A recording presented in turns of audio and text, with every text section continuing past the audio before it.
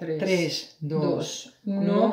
Hola everybody! Dans cette vidéo, nous allons présenter un challenge pour vous challenger et voir si vous êtes vraiment confortable avec la langue que vous êtes en train d'apprendre. Si c'est l'anglais, l'espagnol ou peu importe. Donc à voir si vous êtes aussi bon, surtout dans l'accent, la prononciation, dans l'authenticité, à l'oral. Voilà, que vous pensez que vous l'êtes. C'est pas très français, vous avez compris, le français n'est pas notre point fort sur cette chaîne. Bref, et donc c'est une vidéo spéciale aujourd'hui et plutôt courte. On va juste vous présenter le challenge qu'on a appris qu'il existait dans un podcast. On avait déjà mentionné dans une vidéo de cette chaîne. Et ensuite, on va vous parler, comme on l'a fait pour nous-mêmes, de l'expérience vite fait et de ce qu'on en a retiré. Donc, le challenge, c'est vraiment de voir si vous êtes à l'aise à l'oral. Et donc, ce que vous pouvez faire, c'est que si vous vivez en France, donc, et bien, vous allez dans une boutique en France et vous vous adressez au vendeur en anglais. Et donc, le but, c'est de voir si vous arrivez à vraiment bien vous exprimer et à réussir à communiquer, et vous allez voir si vous êtes vraiment confortable avec la langue. Parce que là, faut vraiment pas faire d'erreur. Vraiment, faut pas. C'est pas le moment de se mettre à bégayer là. Parce que là, si vous vous faites buster, si vous vous faites cramer, et bah vous êtes vraiment, vous faites ridiculiser un peu et ça va bien faire rire le vendeur. Et vous allez vous taper des grosses barres. Bon, il y a plusieurs manières de le faire. Vous pouvez le faire dans un magasin un peu où ils ont l'habitude, les vendeurs, les caissiers, d'être à l'international et qu'il y ait des gens de toutes les nationalités. Voilà, donc si vous vivez à Paris, donc ça va pas être trop dur de se faire passer pour un anglais parce que il y en a vraiment beaucoup. Ou alors des boutiques dans des stations de ski. Les trucs de souvenirs, là, ça va être facile. Ce genre de choses. Mais si vous êtes dans un petit trou paumé à la campagne, comme on était, dans une ville de 3000 habitants, quoi. Voilà. Et dans la petite supérette express du coin où il n'y a jamais eu un seul étranger qui a débarqué depuis 100 ans. Ou jamais même. Donc là, faut vraiment être crédible et ça va être chaud. Ils vont avoir du mal à croire que vous êtes vraiment un étranger. Donc, faut vraiment bien le faire, quoi. Donc faut vraiment pas se faire. Et là, vous voyez vraiment si vous êtes confortable avec la langue. C'est pas comme les tests un peu scolaires de vocabulaire ou quoi pour dire si vous avez niveau A2, B1 ou je sais pas quoi. Là, vraiment, vous voyez, vous avez beau lire beaucoup de livres de grammaire ou quoi, vous voyez vraiment si vous êtes authentique ou pas, quoi. Vous voyez si ça passe ou ça casse, quoi.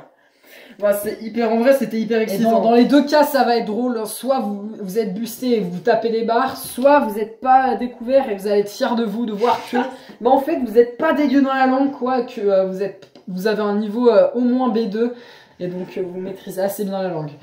Donc maintenant, on peut parler de notre expérience de quand on a fait du coup. Du coup, on avait entendu ce challenge dans un podcast qu'on peut vous recommander. Hein. Il n'y a pas de lien, on n'est pas payé par le gars ou quoi pour recommander. Donc c'est un podcast qu'on aime bien qui s'appelle encore une fois Biceps and Mindset.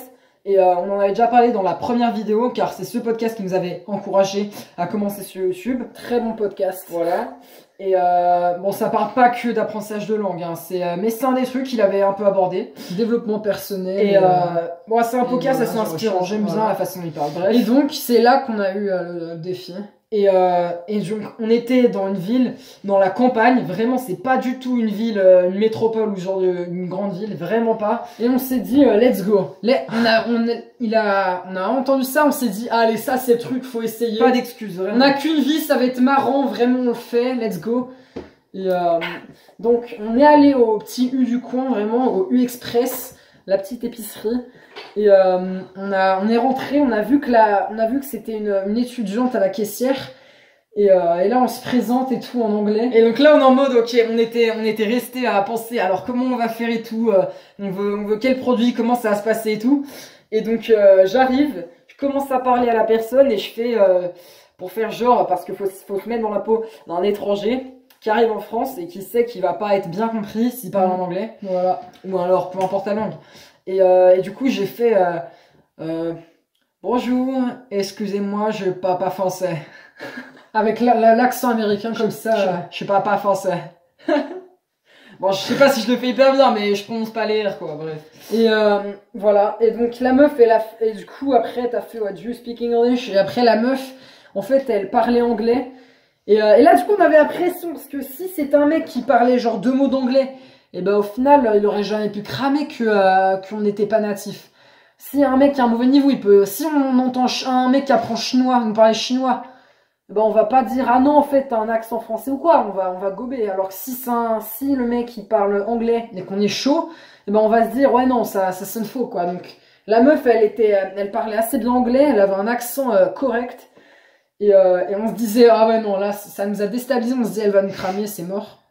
Et après, du coup, attends, du coup, c'est toi qui avais parlé à ce moment-là. Et là, je lui ai demandé, du coup, do you have oatmeal? Je lui ai demandé s'il y avait des flocons d'avoine et dans la boutique. Et après, elle a dit oatmeal, hein, elle avait pas compris. Du coup, je me disais, bon, en fait, elle a pas un si bon niveau que ça. Et après, ah, oatmeal, j'avais sorti le traducteur, mais elle a compris. Au final, elle me dit, enfin, elle était trop gentille, elle nous allait montrer et tout. Et bref, je passe, on arrive à la caisse au final pour payer. Et là, elle commence à nous taper la discute en mode vous venez d'où? Where do you come from? Et là, je suis en mode je frise comme ça. Je suis en mode oh! On était déjà parti du magasin. Là, je suis en mode yes, c'est tout, allez, on passe la boutique, allez, au revoir, goodbye. Et c'est bon, on a réussi. Et là, where do you come from? Et là, j'ai bugué. J'étais comme ça, j'ai dit I'm from New York. Et c'était nul! Vraiment, genre, qui dans un trou paumé en campagne, à quel moment un New-Yorkais, il arrive là, il débarque, et donc j'ai dit ça m'est venu à la tête. Parce que j'ai pas trop l'accent anglais, donc Londres, ça aurait pas trop marché. Ouais, on a plus l'accent américain, mais. C'était pas préparé à ça. Et donc c'est là, bref, c'était un peu ridicule. Et là, elle a fait, oh, and why do you come here? Pourquoi vous venez ici? Et là, je me suis dit, mais qu'est-ce que je raconte? Et j'ai dit, ah, je suis en vacances et tout. Et là, elle a fait, ouais, mais genre, pourquoi vous venez en vacances ici dans un trou paumé? Genre, why here? Et j'ai fait, oh, I came in Paris during 1 week and I wanted to see the countryside. Je suis venue à Paris et là, je voulais aussi voir un peu la campagne en France authentique. J'ai dit n'importe quoi.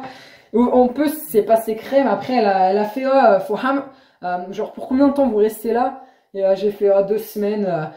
Et ok et tout. Et après, goodbye. Et là, en fait, on s'est barré et on s'est pas fait cramer. C'était chaud. Parce que la meuf, elle était pas. Yes! On s'est pas fait cramer. Allez, ça fait plaisir. Purée, ça booste l'ego. Mais ça, c'est inutile en fait. Mais purée, ça fait plaisir.